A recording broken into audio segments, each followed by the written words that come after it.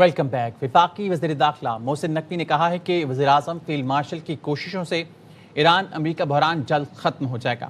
پاکستان اور ایران کا باہمی تجارت کا حجم $10 ارب تک بڑھانے پر اتفاق۔ تہران میں ایرانی وزیر داخلہ اسکندر مومنی سے ملاقات میں وزیر داخلہ کا کہنا تھا کہ وہ وزیراعظم اور فیلڈ مارشل کی طرف سپریم لیڈر کے لیے خط لے کر آئی ہیں۔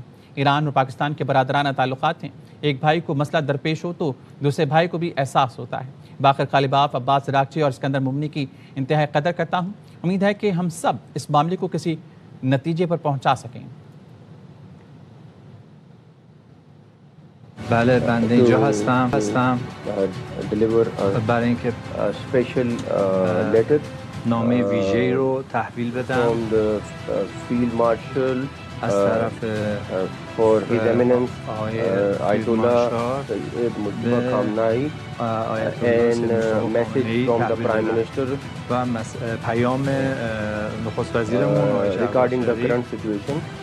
در خصوص شرایط فعلی موجود. I think it's a very important message. فکر میکنم که پیام خیلی مهمی باشه. I hope things امیدوارم go well soon. همه چیز به خوبی پیش بره و انشالله لبنان کے آرمی چیف جنرل روڈولف ہیکل پاکستان کے لیے روانہ ہو گئے۔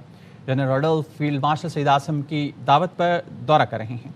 رائٹرز نے بتایا لبنان کے آرمی چیف کا یہ دورہ ایسے وقت میں ہو رہا ہے جب پاکستان ایران امریکہ جنگ ختم کرانے کے لیے ثالثی کا کردار ادا کر رہا ہے۔ اسرائیل نے حزب اللہ کو جواز بنا کر جنگ کو لبنان تک پھیلا دیا ہے۔ امریکی صدر ڈونلڈ ٹرمپ کہتے ہیں ایران کے پاس 21 سے 22% میزائل باقی ہیں۔ ایران کو وہ کرنا پڑے گا جس کا سوچا بھی نہیں ہوگا۔ ایران کے پاس معاہدے کے سوا کوئی راستہ نہیں ہے۔ Begging to make a deal. True. They are so desperate to make a deal. Why haven't they made a deal with you yet? Because it's a very hard thing for them. There are things they never thought they'd be doing that they're going to have to do.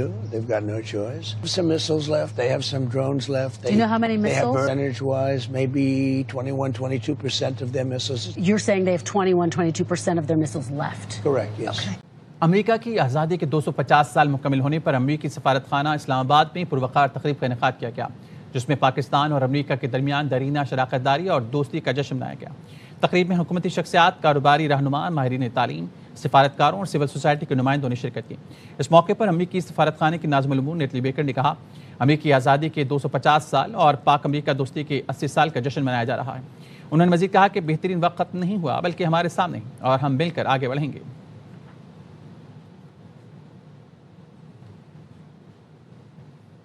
Supreme leader Mujtaba خامنئی کی صدر Trump سے ملاقات نہیں ہوگی۔ ایرانی رہبر اعلیٰ کے senior فوجی مشیر محسن رضائی کا CNN کو انٹرویو۔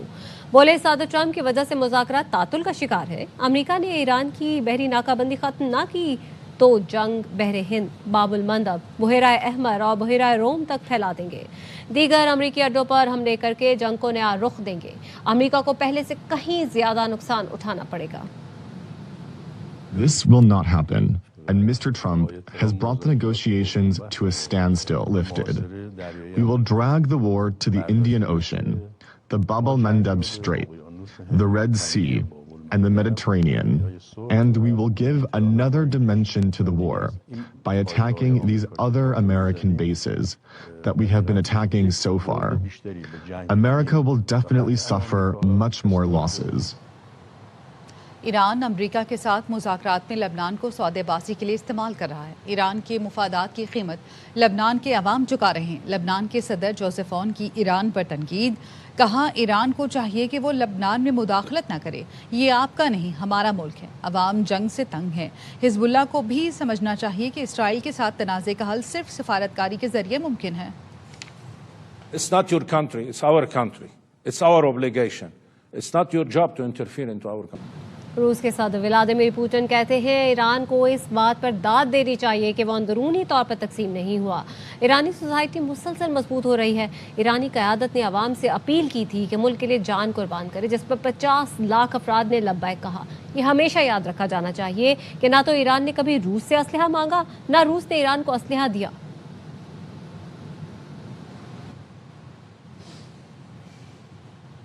امریکہ کا ایران میں گوروک اور جزیرے کشم میں تنصیبات کو نشانہ بنانے کا دعویٰ۔ سینٹ کام نے کہا آبنہ ہرمز اور خلیجی ملکوں کی طرف داغے گئے متعدد بیلسٹک میزائل اور ڈرونز کو روک لیا گیا۔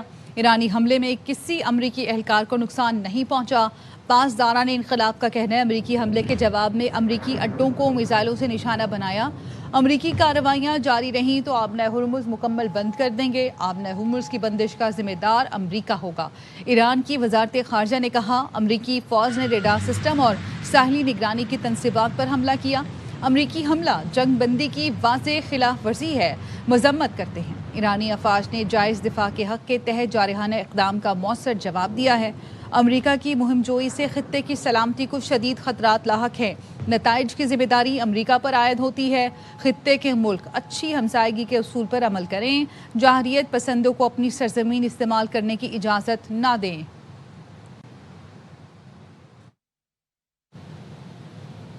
جاسوسی کا شوق اسرائیل نے امریکہ کو بھی نہیں بخشا۔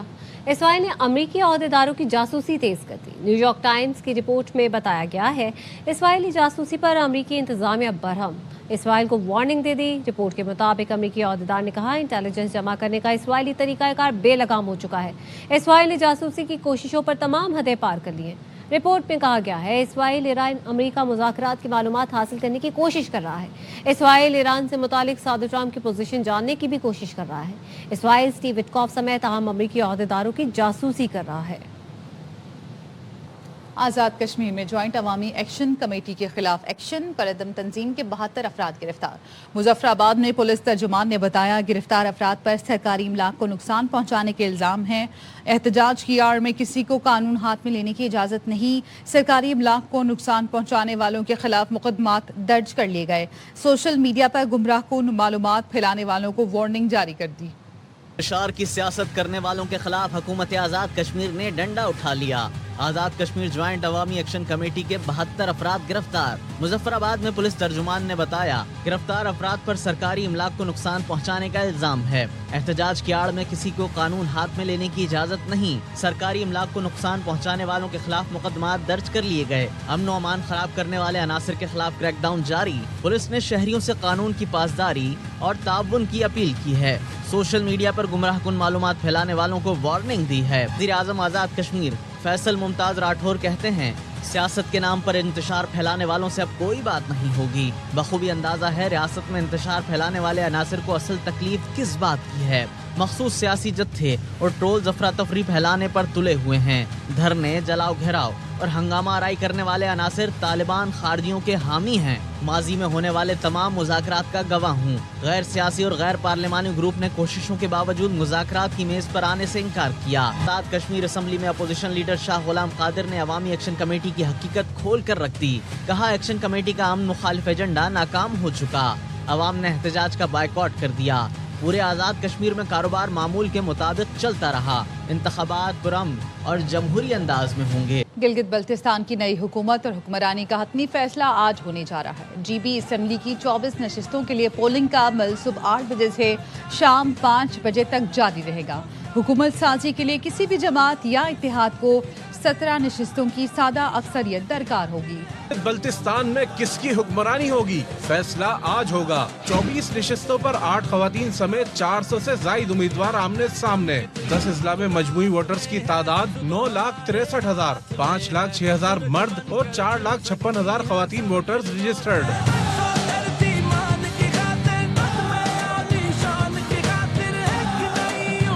گلگت بلتستان اسمبلی کل 33 نشستوں پر مشتمل ہے۔ 24 براہ راست منتخب ارکان، 6 خواتین نشستیں، 3 نشستیں ٹیکنوکریٹس کے لیے مختص۔ دیامر اور اسکردو سیاسی طور پر انتہائی اہم۔ دونوں ضلعوں میں 4 انتخابی حلقے ہیں۔ گلگت، وزر اور گانچھے میں 3 انتخابی حلقے اور استور کے حصے میں 2 انتخابی حلقے ہیں۔ ہنزا، شگر اور کھرمنگ چھوٹے اضلاع ہیں اور ان میں ہر ایک ضلع میں ایک انتخابی حلقہ ہے۔ پیپلز پارٹی کو ووٹ دے تاکہ ہم دیگر صوبوں کی طرح گلگت بلتستان کو بھی 18ویں ترمیم کا تحفظ دلائیں۔ بلاول بھٹو زرداری کا گلگت بلتستان کے عوام کے نام پیغام۔ کہا جی بی پاکستان کی معیشت کا کوہ نور ثابت ہوگا۔ پیپلز پارٹی نوجوانوں کو وہ روزگار دلائے گی جو دوسری جماعتوں نے چھین لیا ہے۔ جون کو تیر پہ مور لگائیں تاکہ میں اسلام آباد جا کے یہ بتا سکوں کہ یہ پورا گلگت بلتستان کا مطالبہ ہے. وہ اپنے آئینی حقوق چاہتے ہیں جو 18ویں ترمیم کا تحفظ پاکستان پیپلز پارٹی نے باقی صوبوں کو دیے ہیں، وہ ہم گلگت بلتستان کو بھی دینا چاہتے ہیں. گلگت بلتستان پاکستان کی معیشت کا کوہ نور ثابت ہوگا. یہاں کا ترقی کی وجہ سے پاکستان ترقی کرے گا. ہم گلگت بلتستان کو وہ کنیکٹیوٹی دے سکتے ہیں تو یہ پاکستان کے لیے ایک ٹیکنالوجی زون بن سکتا ہے. پیپلز پارٹی وہ جماعت ہے جو لوگوں کو روزگار دیتے ہیں جبکہ باقی جماعتیں روزگار چھینتے ہیں. ہم نے آرٹیفیشل انٹیلیجنس کے ذریعے انشور کرنا ہے کہ وہ روزگار میرٹ پہ دیا جائے. وزیر اطلاعات پنجاب عظما بخاری کہتی ہیں نون لیگ کو عوام ہمیشہ کارکردگی کی بنیاد پر ووٹ دیتے ہیں. گلگت بلتستان میں ہر طرف شیر شیر اور شیر کی آوازیں آ رہی ہیں. عظما بخاری نے کہا گلگت بلتستان میں نون لیگ کے علاوہ کسی جماعت نے ایک اینٹ نہیں لگائی. مخالفین نون لیگ پر کیچڑ اچھال کر ووٹ مانگتے ہیں. انہوں نے کہا گلگت بلتستان میں تحریک انصاف کا ووٹ بینک صفر ہے. ایک ہفتے سے شور مچایا جا رہا ہے. پی ٹی آئی کو مہم چلانے نہیں دی جا رہی ہے. جن کے امیدوار پورے نہیں ہیں وہ قبل اس وقت دھاندلی کا واویلا کس منہ سے کر رہے ہیں. نون لیگ کا مقابلہ کارکردگی سے کریں. جھوٹ پروپیگنڈا ناکام سیاسی چالیں ہیں. ہم فخر سے کہہ سکتے ہیں گلگت کو لاہور جیسا خوبصورت بنائیں گے. کوئٹہ میں تیزاب گردی کی شکار لیڈی ڈاکٹر کو کراچی میں اسٹیڈیم روڈ پر نجی اسپتال منتقل کر دیا گیا. خاتون کی آنکھ بہت زیادہ متاثر ہوئی ہے. خاتون ڈاکٹر کی حالت اس وقت کیسی ہے جانتے ہیں اپنے نمائندے سلمان لودھی سے. سلمان بتائیے گا. سول اسپتال میں تیزاب گردی کا شکار ہونے والی ڈاکٹر مہنور کو کراچی منتقل کر دیا گیا ہے. ایئر ایمبولینس کے ذریعے انہیں کراچی لایا گیا ہے. گلشن اقبال میں واقع انہیں نجی اسپتال منتقل کیا گیا تھا. آنکھوں کے ٹیسٹ کے لیے انہیں اسٹیڈیم روڈ پر واقع نجی اسپتال لایا گیا ہے. ڈاکٹرز کہتے ہیں ان کا علاج شروع کر دیا گیا ہے. دوسری جانب بلوچستان کی حکومت کی جانب سے بھی نجی اسپتال کو مراسلہ لکھا گیا ہے. ان کے علاج کے اخراجات کی تفصیلات مانگی گئی ہیں اور بتایا گیا ہے کہ ان کے علاج کے اخراجات بلوچستان حکومت اٹھائے گی. ڈاکٹرز کہتے ہیں ڈاکٹر مانور کا چہرہ، آنکھیں اور جسم کے مختلف حصے تیزاب گردی کی وجہ سے بہت زیادہ متاثر ہوئے ہیں. ان کی حالت تشویشناک ہی ہے.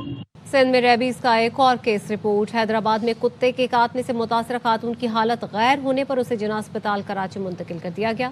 حیدرآباد میں 35 سالہ خاتون کو آوارہ کتوں نے کاٹ کر زخمی کر دیا. جناح اسپتال کراچی میں علاج جاری ہے. ڈاکٹروں کے مطابق مریضہ میں ریبیز کی علامات پائی گئی ہیں. ہائیڈروفوبیا کی بھی تصدیق ہو گئی. ربا برس سندھ بھر میں کتے کے کاٹے کے 90,000 سے زائد کیسز رپورٹ ہو چکے ہیں جبکہ کراچی میں کتے کے کاٹنے سے 10 اموات بھی ہو چکی ہیں.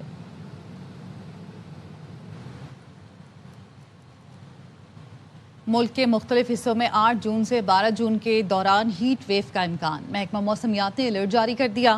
محکمہ موسمیات کے مطابق 8 سے 12 جون کے دوران اسلام آباد، راولپنڈی، اٹک، چکوال، جہلم، گجرات، سیالکوٹ گرمی کی لپیٹ میں رہیں گے. ناروال، لاہور، قصور، فیصل آباد، جھنگ، ٹوبہ ٹیک سنگھ، سرگودا، میاوالی، خوشاب، بھکر میں ہیٹ ویو کا امکان ہے. الرٹ کے مطابق پشاور، مردان، بنو، D I Khan, Sukkur, Larkana, Jacob آباد، سبی، تربت اور پنجگور بھی متاثر ہوں گے. ان علاقوں میں درجہ حرارت معمول سے 4 سے 6 ڈگری سینٹی گریڈ زیادہ رہنے کا امکان ہے. کراچی میں بھی گرمی کی لہر میں شدت آئے گی. پارہ 40 سے 43 ڈگری رہنے کا امکان ہے. پیپلز پارٹی اور نون لیگ بجٹ مذاکرات. وفاقی حکومت نے پیپلز پارٹی سے بجٹ کے بیشتر نکات شیئر کر دیے. ذرائع کا بتانا ہے پیپلز پارٹی حیدرآباد موٹر وے کے فور منصوبے کے لیے بجٹ میں اضافی فنڈز کا مطالبہ کر رہی ہے. پیپلز پارٹی وفاقی حکومت سے سندھ کے لیے خصوصی منصوبے اور پروجیکٹ چاہتی ہے. پیپلز پارٹی ذرائع کا کہنا ہے کراچی وفاق کو ٹیکس کا بڑا حصہ دیتا ہے. شہر قائد کے لیے وفاق کو منصوبے دینے چاہیے. کراچی اور حیدرآباد اربن سٹی ہیں. وفاق فنڈز کے معاملے پر اس حوالے سے حتمی بات چیت ہوگی. پیپلز پارٹی ذرائع کا کہنا ہے کہ بے نظیر انکم سپورٹ پروگرام پر نون لیگ کو اعتراض نہیں.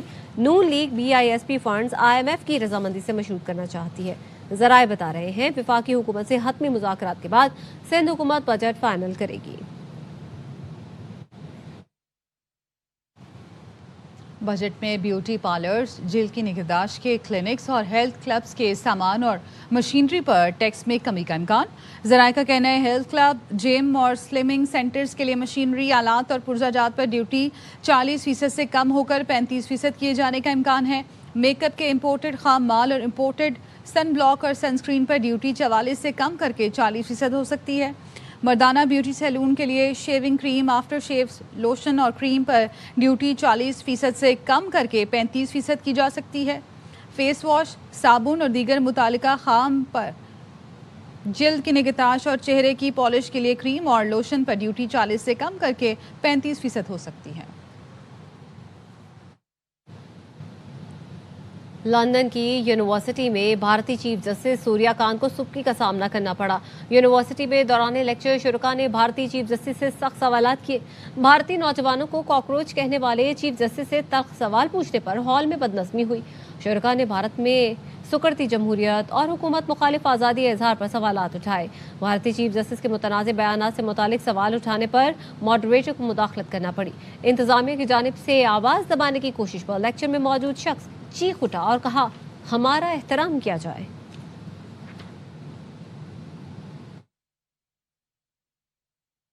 भारत में कॉकरोच जनता पार्टी सड़कों पर आ गई। मोदी सरकार को अल्टीमेटम दे दिया। नई दिल्ली के तारीखी मकाम जंतर मंतर पर बड़ा मुजाहरा। पार्टी सरबराह अभिजीत दबके एहतजाज की क़यादत करने अमेरिका से भारत पहुंच गए। एयरपोर्ट से सीधे पुलिस स्टेशन और फिर एहतजाज के मकाम पर पहुंचे। एक हफ्ते में वज़ीर तालीम से इस्तीफ़े का मुतालबा कर दिया। मुजाहिरीन की बड़ी तादाद ने कॉकरोच मास्क लगा रखे थे।